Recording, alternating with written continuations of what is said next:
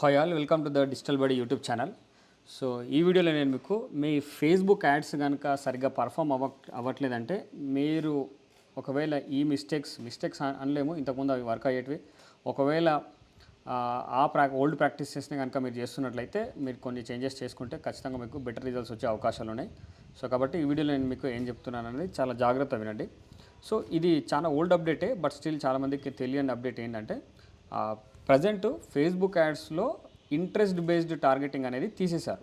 Interest based targeting అంటే ఇంతకుముందు మీరు చార్టెడ్ అకౌంటెంట్స్ అని టైప్ చేస్తే చార్టెడ్ అకౌంటెంట్స్కి రీచ్ అవ్వడం కానీ, లేకపోతే పేరెంట్స్ విత్ ఇన్కమ్ అంటే పేరెంట్స్ విత్ కిడ్స్ ఒక కిడ్ ఏజ్ ఒక 5 years అట్లా అటువంటి మనం టార్గెటింగ్ చేసేవాళ్ళం అన్నమాట. ఇంట్రెస్ట్ బేస్డ్ టార్గెటింగ్ అని ఒకటి ఉండేది. ఇంట్రెస్ట్ బిహేవియర్ ఇంకోటి ఉంటుంది, డెమోగ్రాఫిక్స్ అని కూడా అనుకుంటా. సో ఇప్పుడు ప్రజెంట్ ఏమైందంటే అలా మనం టార్గెట్ చేయలేము.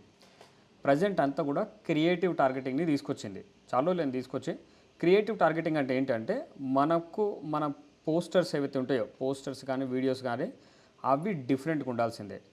ఇంతకుముందు ఆ పోస్టర్స్ కూడా ఒక చిన్న చేంజ్ ఉంటే సపరేట్గా అంటే ఒక చిన్న చేంజే ఉందనుకోండి, 2 పోస్టర్స్కి 2 డిఫరెంట్గా మీరు ఏబీ టెస్టింగ్కి కూడా వాడుకునేవాళ్ళు. కానీ ఇప్పుడు అట్లా లేదు, రెండింటిని ఒకటే క్రియేటివ్గా ఫేస్బుక్ కన్సిడర్ చేస్తుంది ప్రజెంట్.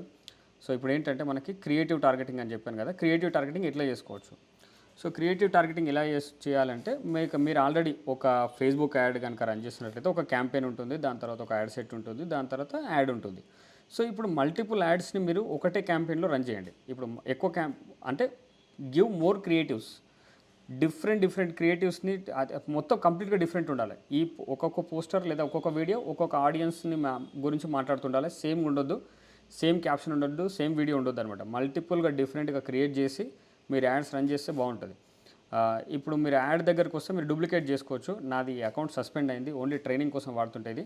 సో మీరు డూప్లికేట్ చేసుకోగలిగితే ఇంకొకటి వస్తుంది, ఒకటే క్యాంపెయిన్ ఒకటే యాడ్ సెట్, బట్ మల్టిపుల్ ఒక 10 యాడ్స్ కూడా మీరు క్రియేట్ చేయొచ్చు. ఇందులో మీరు పెట్టండి.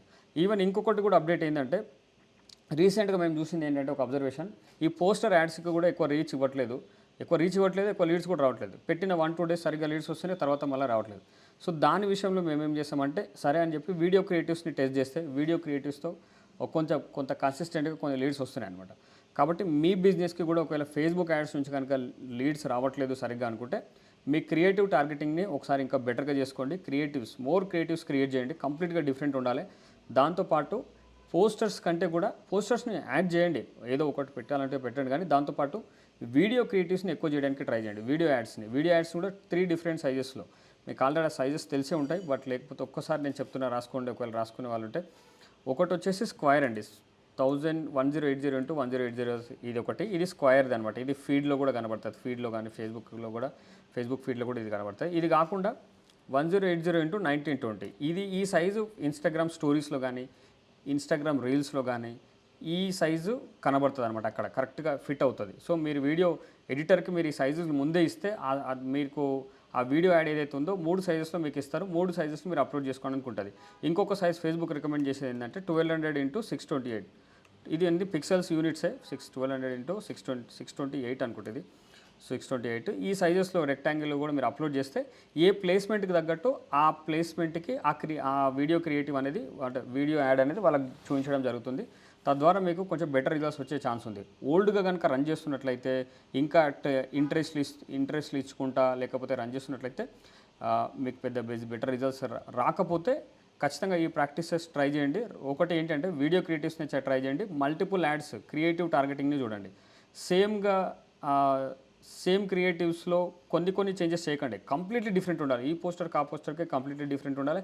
ఈ పోస్టర్కి మీరు యాడ్ క్రియేటివ్కి ఇస్తున్న యాడ్ కాపీ ఏదైతే ఉందో, యాడ్ కాపీ అంటే మనం క్యాప్షన్ లాంటిదే, టెక్స్ట్ కంటెంటే, అది యాడ్ కాపీ అంటాం ఇక్కడ. ఆ యాడ్ కాపీ కూడా కంప్లీట్లీ డిఫరెంట్ ఉండేటట్టు చూసుకోండి, అప్పుడు మీకు బెటర్ రిజల్ట్స్ వచ్చే ఛాన్స్ ఉంటాయి.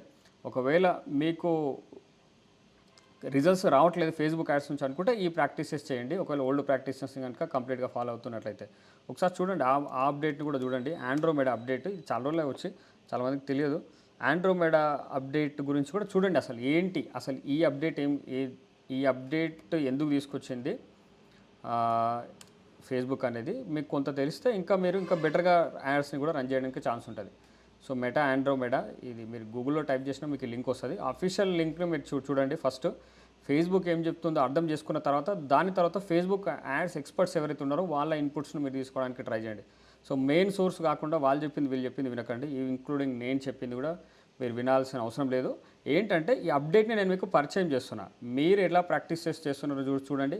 ఆండ్రోమేడా ఏమంటుంది క్రియేటివ్ టార్గెటింగ్ గురించి చూస్తూ దానికి తగ్గట్టు చేంజెస్ కనుక చేయగలిగినట్లయితే ఖచ్చితంగా మీకు బెటర్ రిజల్ట్స్ వచ్చే ఛాన్స్ ఉంటాయి.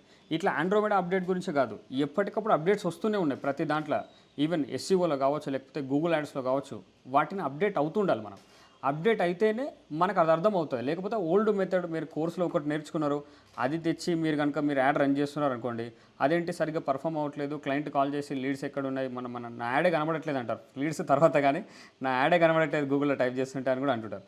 సో అటువంటప్పుడు కొత్తగా ఇప్పుడు మీరు కోర్సు నేర్చుకున్న తర్వాత అప్డేట్స్ వచ్చి ఉంటాయిగా, అది ట్రైనర్ మిస్టేక్ కాదు, ఇన్స్టిట్యూట్ మిస్టేక్ కాదు, మీరు అప్డేట్ అవ్వకపోవడం మీది ప్రాబ్లం ఉంటుంది. కాబట్టి ఆ అప్డేట్స్ని కూడా మీరు ఫాలో అవుతూ మీరు కనుక వర్క్ చేయగలిగితే దెన్ మీరు రిలవెంట్గా ఉంటారు. మీరు అడాప్ట్ అవ్వాలి దీనికి, మీరు ఎప్పటికప్పుడు అడాప్ట్ అవుతుండాలి వచ్చే చేంజెస్ విషయంలో. అది it can be any changes అండి, ఓన్లీ ఫేస్బుక్ యాడ్స్లో అనే కాదు, ఏఐలో వస్తున్న అప్డేట్స్లో అయినా సరే, ఏదైనా సరే మనం అప్డేట్ అవుతూనే ఉండాలి. అప్డేట్ అవుతూనే దానికి అడాప్ట్ అయితేనే మనం రిలవెంట్గా ఉండగలుగుతాం ఇండస్ట్రీకి, లేకపోతే మళ్ళీ మనం అప్డేట్ అయ్యే ఛాన్సెస్ ఉంటాయన్నమాట.